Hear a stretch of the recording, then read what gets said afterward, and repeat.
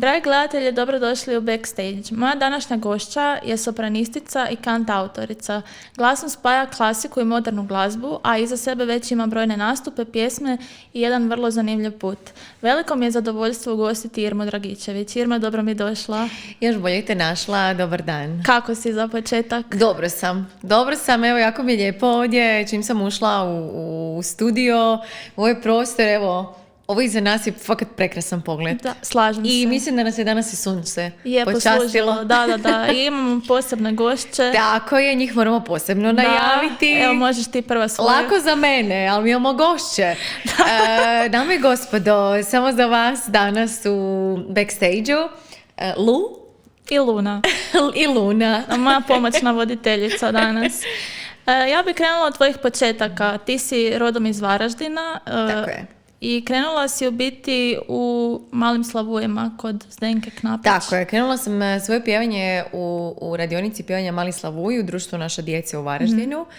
Tamo sam i upoznala svoje, bi rekla, trenutno dobre kolegice, a to su Gabriela Hržanjak, Jelena Žnidarić, Fani Solomon.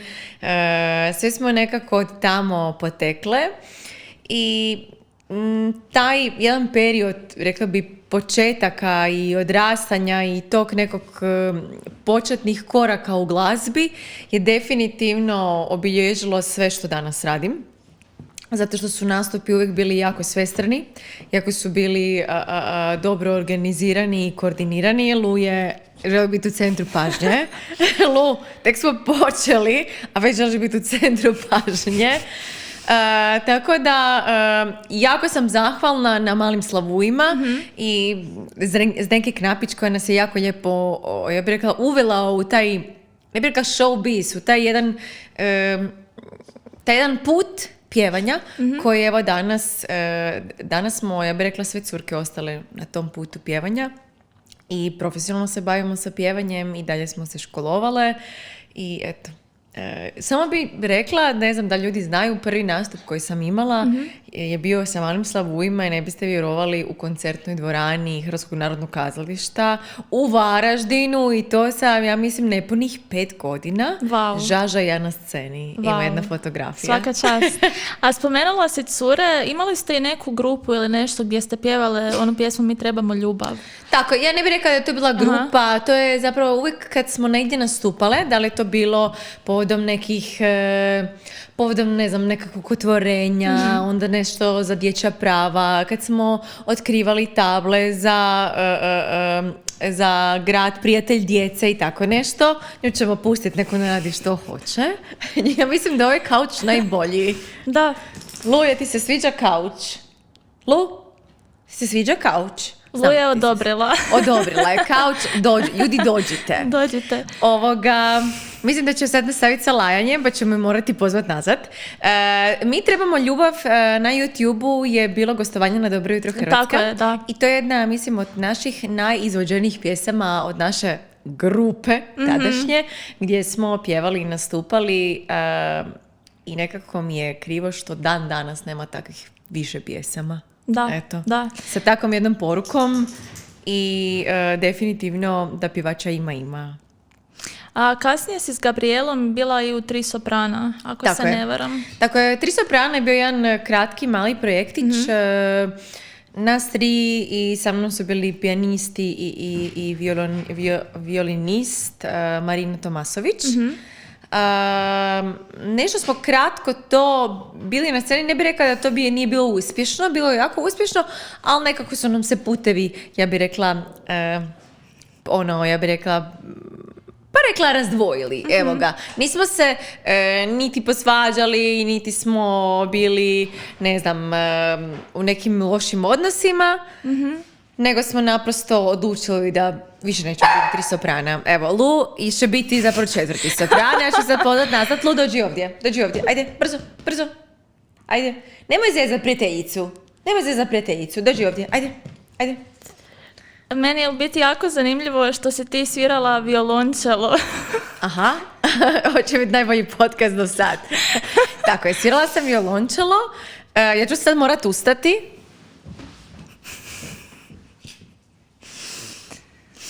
Jer ovo će potrajati, ako ovako nastavimo. Dosta. Nju je zapravo jako muči prijateljica njezina, upravo da je samo ona bila bi mirna ko ruža. Ajde, ljubavi. Malo snimimo i onda idemo čao. Okay? Tako je, svirala sam violončelo. U osnovnoj školi, završila sam osnovnu školu violončelo u glazbenoj školi u Varaždinu kod profesora Darija Miljkovića i moram reći da bih i nastavila svirati violončelo da nisam imala toliko obaveza i posla možda sa pjevanjem, jer nekako za taj dio se treba čovjek samo posvetiti, ja mislim, violončelu. Eto. A moja ljubav je pjevanje i stvarno je bilo u trenutku odluka kada sam morala odlučiti da je pjevanje prvo. Evo ga. Ja se tebe sjećam još iz šoa Kad narastem bit ću zvijezda. Jel se sjećaš toga? Sjećam se, kako ti je bilo to iskustvo? Fantastično. Da. To su bila tako dobra druženja, tako dobri ljudi, voditeljica. Svaku nedjelju smo putovali iz Varaždina na snimanje, na Novi Krug. To je bio kombi. Moja mama je znala napuniti kombi, pun mojih navijača, djece, hrane nakuhala i išli smo zapravo na izlet, svaku nedjelju na izlet u Zagreb. Top. X Faktor? Kako ti je to iskustvo? Jedno od, ja bih rekla, malo odlično i u isto vrijeme možda malo šokantno iskustvo. Jer sam tad prvi put kao neka, ne bih rekla odrasla, tad sam još bila djevojka. 18 godina sam imala. Osjetila sam što znači taj show business. Što znači taj svijet medija, taj neki estradni dio koji možda neki ljudi koji se bave nekakvim drugim poslovima ne znaju. Pa audicije, pa selekcije, pa brdo ljudi. Mislim, to je bilo između 10,000 prijavljenih. Ja sam bila odabrana u 300, pa u 120, pa u 60 i zapravo nisam prošla na bootcamp, zato što Hrvatska tad nije bila uključena. I zapravo ispala sam prije 24. Koliko god je to bilo onako malo šokirajuće i neizvjesno, dosta nas je produkcija držala neizvjesnim, ali mi je nekako drago možda što, naravno sam htjela ići u top 24 i dalje nastaviti, ali nekako, mislim da je sve bilo sa razlogom. Tad sam osjetila taj okus, što znači neka velika mašinerija i kad netko zapravo, rekla bi, vodi neke odluke umjesto tebe. A koliko ti je bila važna podrška mentora i obitelji u tim ranijim godinama kada si tek počinjala? Pa ja bih rekla da je bila jako bitna. Mislim da se ne bi izgradila kao ovakva jedna osoba da nisam imala podršku i potporu svojih bližnjih, svoje mame, svoje sestre, svoje profesorice, Blanket Kalčiću, u glazbenoj školi, Zdenke Knapić, svog benda. Ja sam počela i rano pjevati u bendu, tako da sam ja nekako i svoj kruh počela zarađivati sa 14 godina, kad možda neke curke su bile doma. Ja sam sa 14,5 počela pjevati u bendu. A doduše to su bile svadbe, eventi i tako dalje. Ali ja sam rekla da to želim probati, jer ako to ne probam ne znam što želim u životu. I tako sam i odlučila. Do svoje 18. sam pjevala u bendu. Bend me oblikovao u jednu osobu, Spektar Band se zvao, jedan od najstarijih bendova. Zapravo, moja prvi nastup je bio na maturalnoj večeri za jednu školu. Eto. I to u našem hotel Turistu u Varaždinu. To se bilo jedno od najboljih, ja bih rekla, gaža ikad. Ja sam se jako dobro zabavljala, uz to sam pjevala i zarađivala kao mlada i oni su me jako dobro izgradili. Tu sam zapravo dobila neku prvu disciplinu u pjevanju. Kako pravilno pjevat, kako dobro pjevat, kako ne ostati bez glasa, kako čovjek može pjevati cijelu noć i drugo jutro se probuditi da je sve dobro. Tako da svi ti nekakvi segmenti u mom odrastanju su me definitivno izgradili u osobu kakva jesam danas i u kojem smjeru zapravo idem i što želim biti. U srednjoj glazbenoj si išla na solo pjevanje i onda si svoj put nastavila na Muzičkoj akademiji u Zagrebu u klasi profesorice Lidije Horvat-Dunjko. Tako je. Kako ti je ostalo u sjećanju? Savršeno. Ja sam jako zahvalna na svim svojim mentorima koji su me pratili kroz cijeli moj put. Zahvalna sam i ljudima koji su mi rekli: Irma, idi na akademiju, idi, možeš ti to. Koliko god ja nisam željela možda baviti se s opernim pjevanjem, ali sam željela pjevati u muziklima, operetama, ali za kvalitetno pjevanje u opereti ili muziklu definitivno treba imati klasično obrazovanje. Tako da moj put na akademiji je da je bio odličan. Ja jako volim svoj studentski life i jako sam uživala u svom studentskom life-u. Ne kažem da mi danas nije dobro, danas mi je, ja bih rekla, još bolje. Ali sve što sam naučila tamo, ako me netko sluša ili neko će ovo kasnije gledati, idite na faks, idite na fakultet. Disciplina koja se dobi na fakultetu, da li to umjetnički ili neke druge struke, ne može se mjeriti sa disciplinom ponekad ljudi koji fakultet nemaju. Eto, svaka čast onima koji imaju, ali sve više i više vidim ljudi koji su prošli bilo kakvo visokoškolsko obrazovanje, jako su marljivi, odgovorni, tako da sam zahvalna što sam otišla na akademiju i što me profesorica Lidija uvijek usmjeravala da mogu pjevati i ovo drugo, kako sam ja htjela reći, i pop glazbu i muzikle, i nikad mi nije rekla: Irma, nemoj, to nije za tebe, nego dam, idi, ovo je tvoj program koji ćeš pjevati na ispitu, koji moraš napraviti, ali uz to ćeš raditi još to i to i to. I tako mi je otkrila Gershwina, modernu glazbu, puno nastupa sa kantusom, sada imamo jedan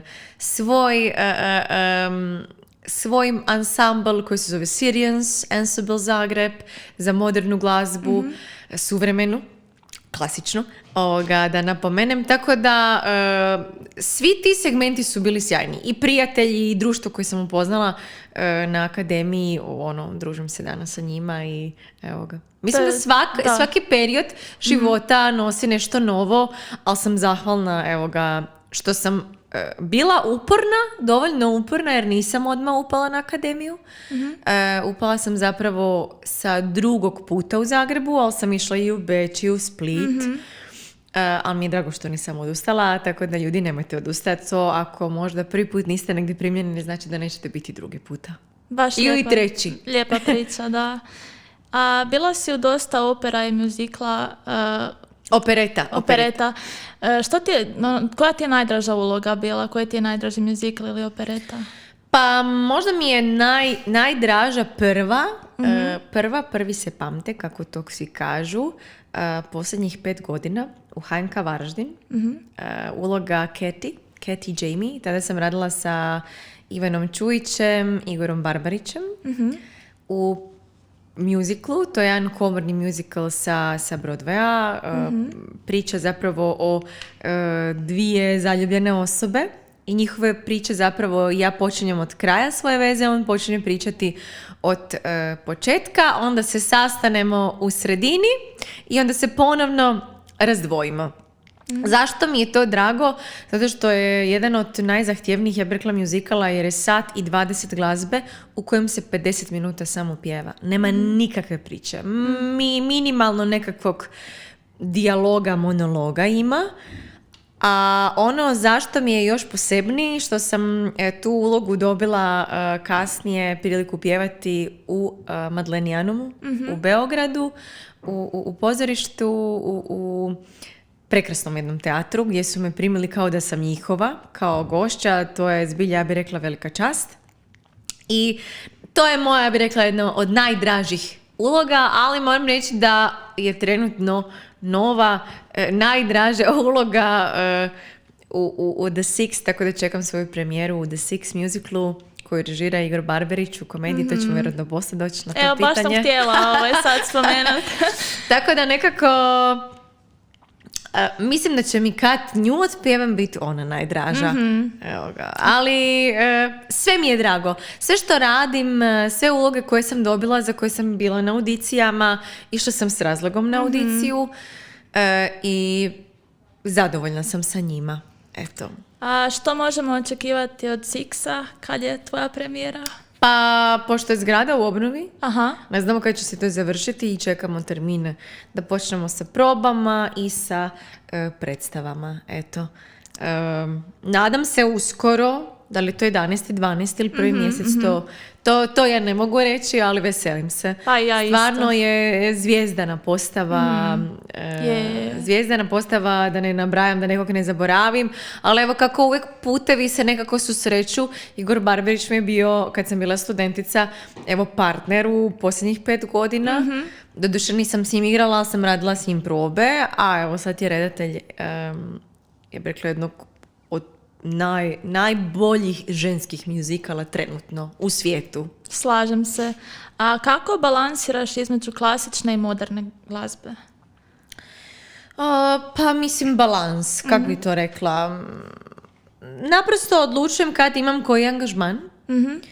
I za neki angažman, ako je to predstava, ako ne znam, parijski život u teatru, u Madlenijanumu, ako znam da pjevam veliku ulogu Gabriel i da imam 4 ili 5 arija, nekoliko dueta, puno plesa, uzimam komad sigurno mjesec dana prije da krenem ga ponavljati i da mi ponovno sjedne tamo gdje je to sve. Kad se nešto nauči, to je sve u nama, samo trebamo ponovno, bi rekla, narihtat stvari. I onda onako određujem si kad je koji period za što. Naravno, ponekad jedan dan pjevam klasiku, a drugi dan pjevam neki pop angažman, to mogu. A sad ne mogu si baš dozvoliti da imam neki veliki angažman i moram, ne znam, pjevati 2-3 sata i drugi dan pjevati neku predstavu. Klasičnu predstavu. To ide, ali neće biti toliko kvalitetno, tako da volim napraviti kao malu pauzu, da se resetiram i nastavim dalje. A koji je najvažniji savjet koji si dobila?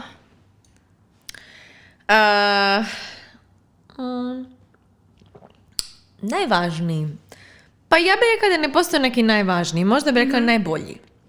Može. Da budem svoja. Da budem svoja i da ostanem vjerna sebi, onome što stvaram i što jesam i što želim biti. A danas si ti mentorica pjevanja. Kako gledaš na to i koliko ti je zahtjevno podučavati druge?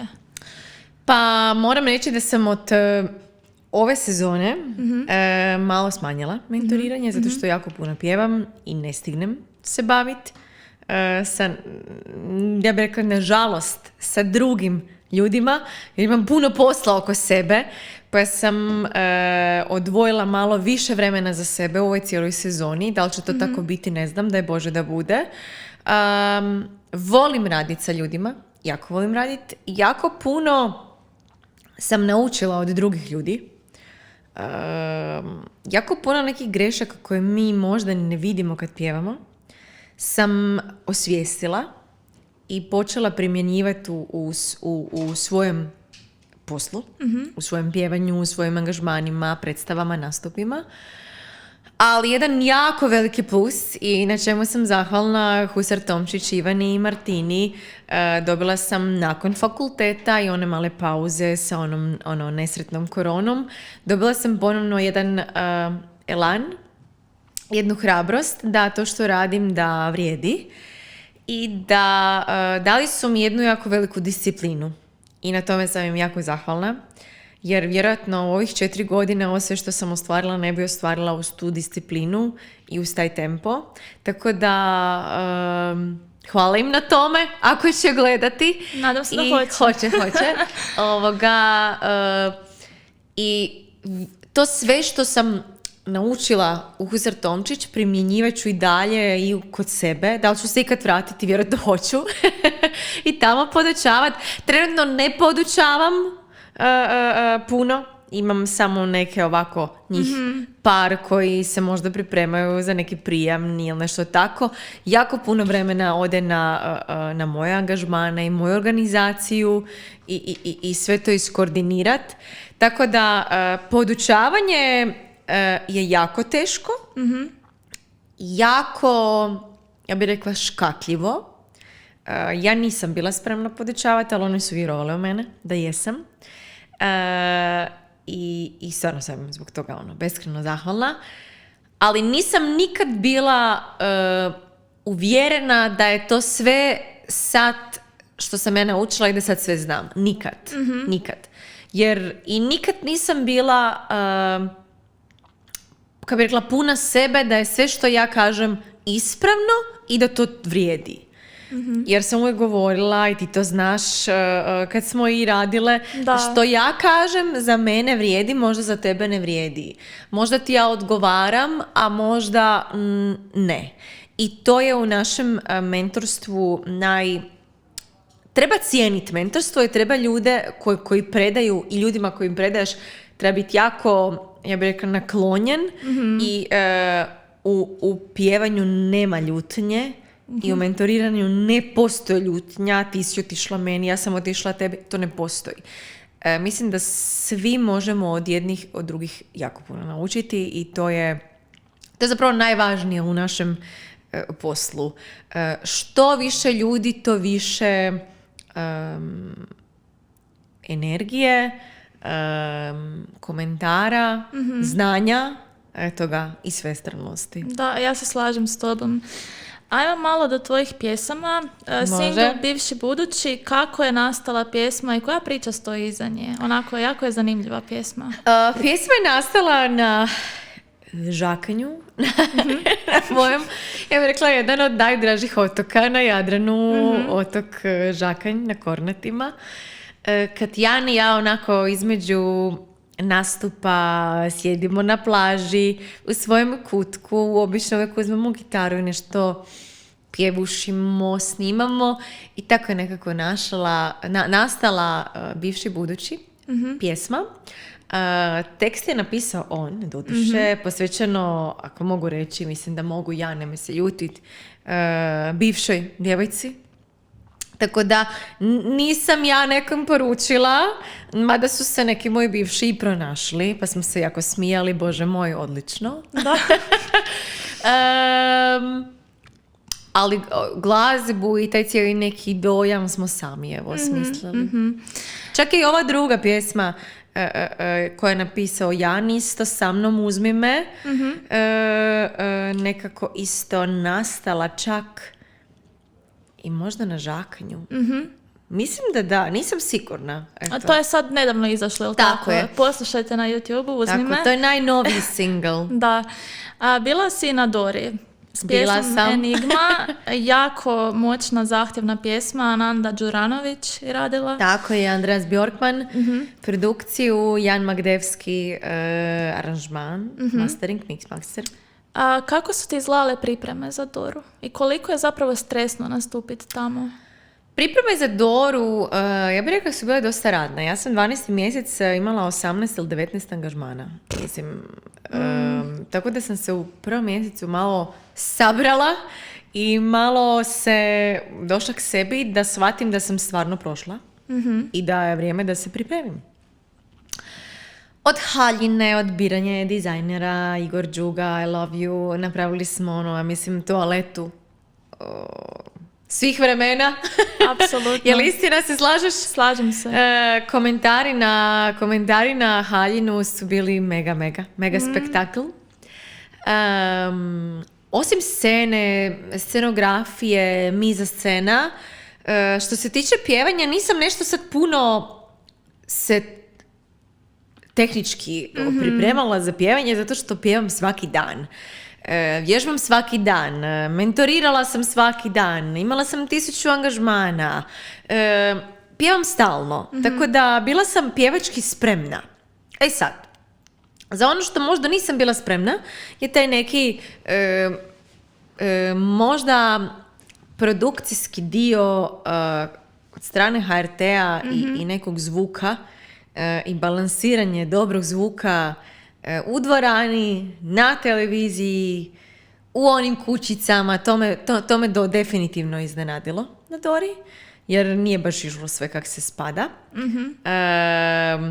Na kraju postprodukt bio stvarno dobar, ali taj neki produkcijski dio mi je malo bio novi za mene, velika scena, puno ljudi ispred, iza scene, u tim kućicama gdje proizlazi zvuk i slika. I nekako sam tu pokušala ostati pribrana i da ako nešto ne štima, da nisam ljuta i da me ne stresira, ja sam imala još dosta dovoljno proba da to sve ispravimo. Naravno, nije sve uvijek kak si vi zamislite, a ja sam naučena biti perfekcionist i naprosto kad si sam sebi šef i kad sam sebi produciraš, organiziraš, dogovaraš, onda ja sam naučena da napravim sve onako kako sam ja zamislila. Naprosto tamo nije bio taj neki... nemaš tu mogućnost jer ne ovisiš samo ti. Nisam samo ja tamo došla i nisam ja najvažnija. Tako da se u tim trenucima treba znat nositi s nekim stvarima koje možda ponekad nisu dobre, jel? I malo ponekad ili zažmiriti ili prešutiti i onda na lijep način reći da li možete nešto drugačije ispraviti. Tako je i u stvarnom svijetu sa nekim drugim stvarima, ja bi isto rekla. Ali cijelokupna Dora i cijeli taj spektakl, tretman, definitivno je bilo fantastično i da želim ponoviti, želim.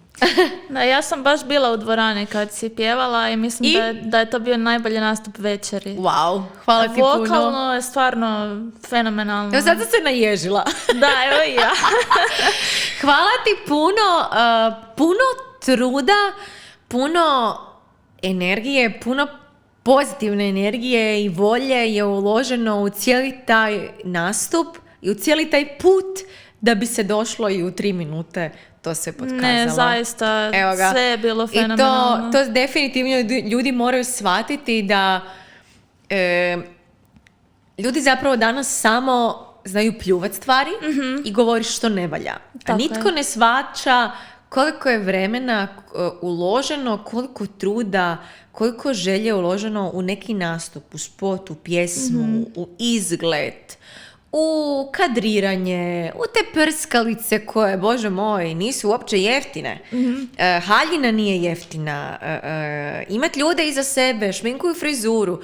To je jedna velika mašinerija i ja volim reći, ljudi recite dakle imaju fakat možda nekom se ne sviđa tvoja pjesma ili haljina, ali ti pa svaka ti čast da si se usudio to ići. Jer danas se jako teško izložiti svima. Ja sam postala svjesnija sebe u zadnjih nekih godinu i pol dana, koliko je jako moraš biti jak sam sa sobom da bi se mogao izložiti toj estradi i tom nekom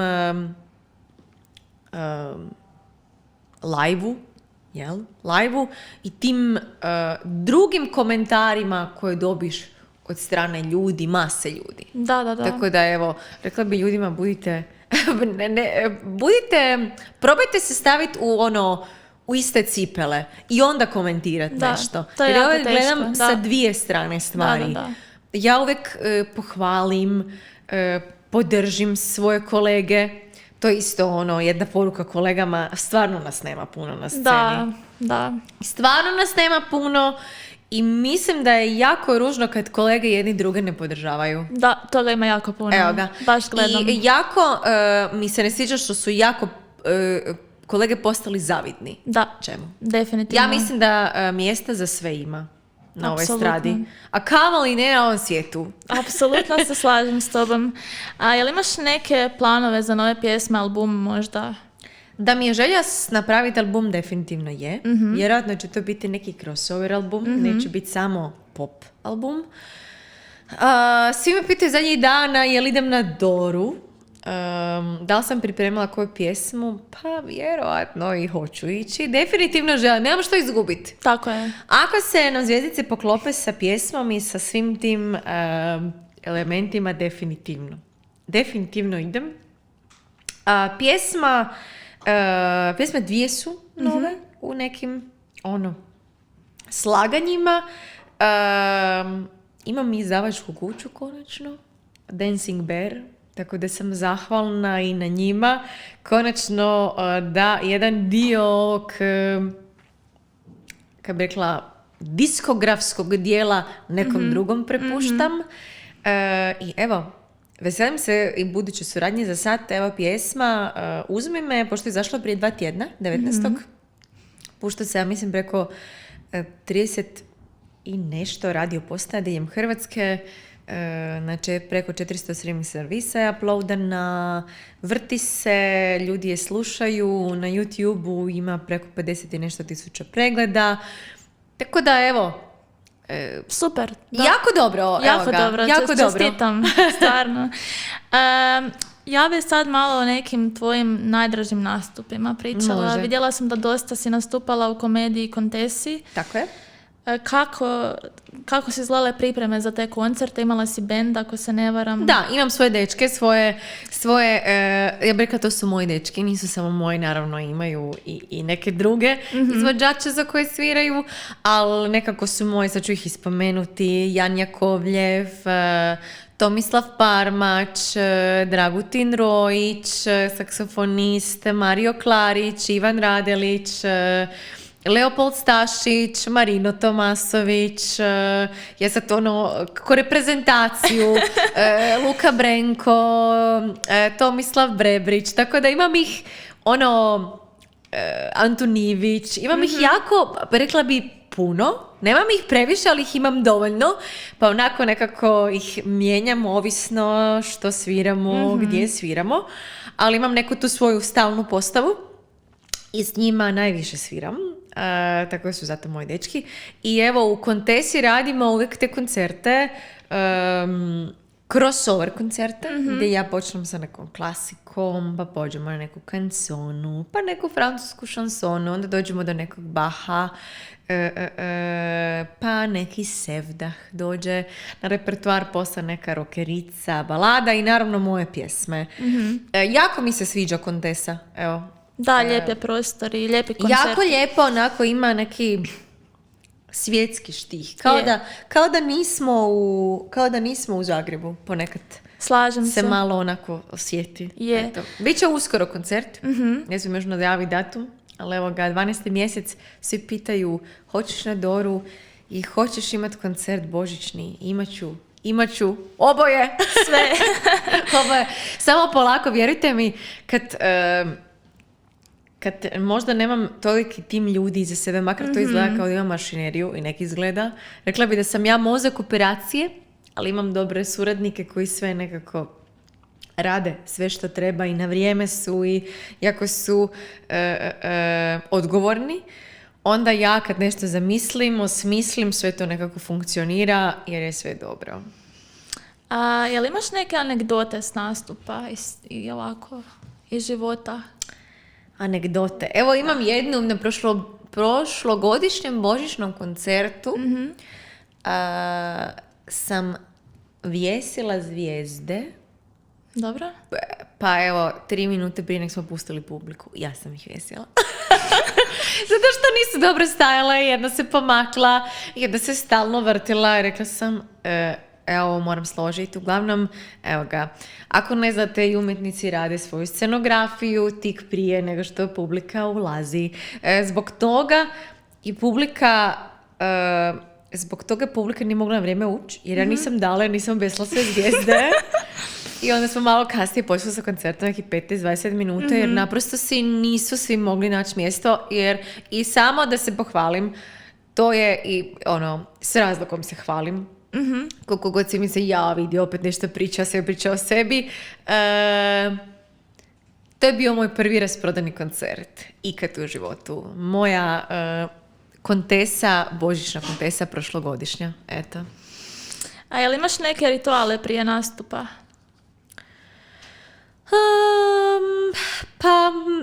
Pa nemam neki poseban ritual. Probudim se, skuham čaj, jedem doručak, pročitam nešto. Obično volim pripremiti si taj dan, što ću si odjenut, pripremim si tu torbu za nastup. Odlučim što ću jesti, da li ću kuhat taj dan, volim se skuhat na dan nastupa, ako ne putujem, pripremim si note, tekstove, uvijek imam dio kombinacije za obuć, jer nikad ne znate ako negdje putujem, da li ću krivo stat, pa ću si potrgat haljinu ili neće civ dobro radit. Cipele su uvijek duplo. To je onako već profesionalnost, ako ne i tri para sa sobom imam. Volim čistit. Dobro. Neki će reći da sam malo luda, ali Ne, volim čisto. Volim čistiti, ponekad znam da baš ne ležim, ne volim ležat na dan, volim nešto napraviti. Ako nije tijelo vježba, onda sigurno nešto počistim. Uzmem u savači. Obrišem nešto, operem. Pa dobro, to je pohvalno u svakom slučaju. A imaš li želju snimiti duet s nekim s naše estrade? Imam. Jel možemo znati ko je ili? Nina Badrić. Pa jako dobro bi si legle. Da. Nina Badrić. Nina ako gleda ovo. Ženska Nina Badrić, a muški...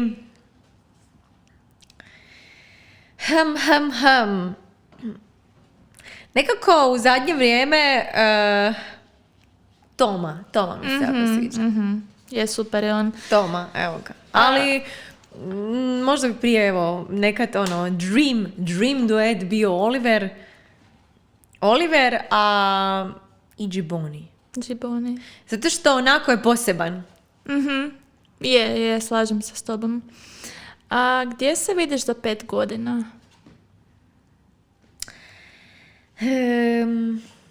Da su me pitali na jednom podcastu prije 5 godina i sve što sam rekla se ostvarilo, tako da... Držimo fige.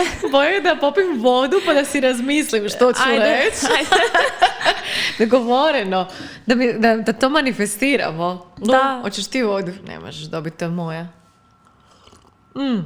Da ti se ostvari.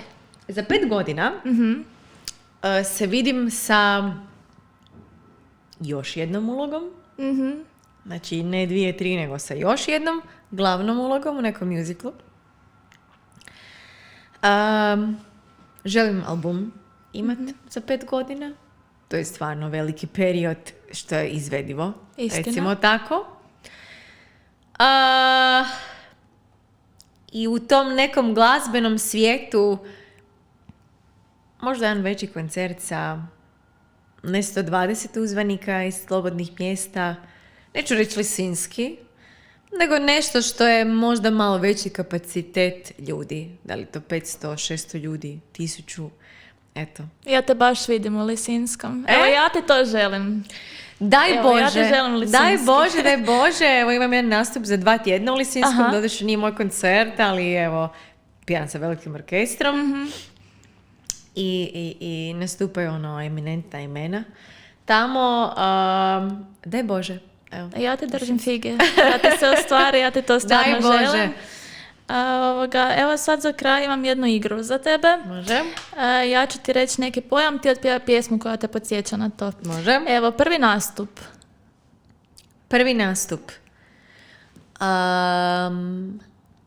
Baby, ja sam tvoja baby, ne mogu bez tebe disati ni sanjati.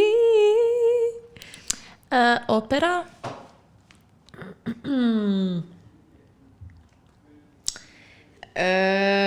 Okej.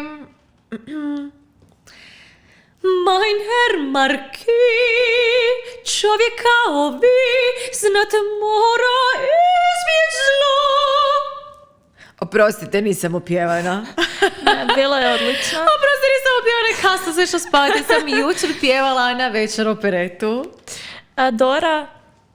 Ginem, za tobom ginem, s tobom htjela sam sve, za tebe do kraja svijeta i bez granica. Inspiracija.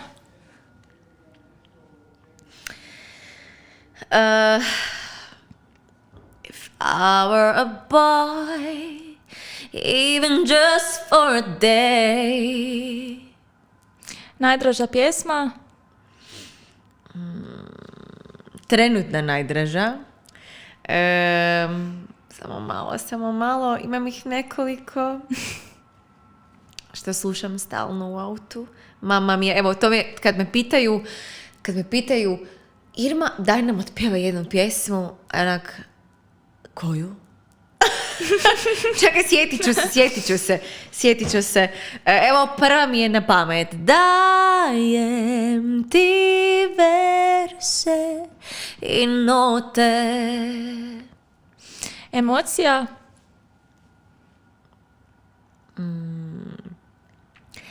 If I shouldn't stay, I will only be in your way, and I will always love you. I prva pjesma?